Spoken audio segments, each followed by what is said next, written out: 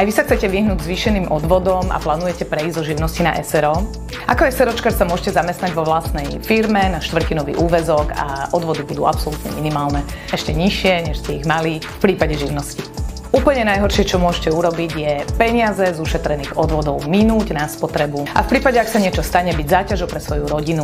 Netreba však zabúdať na zadné vrátka. A tie peniaze, ktoré ušetríte na odvodoch, použiť na krytie výpadku príjmu v prípade úrazu či choroby v podobe životného poistenia.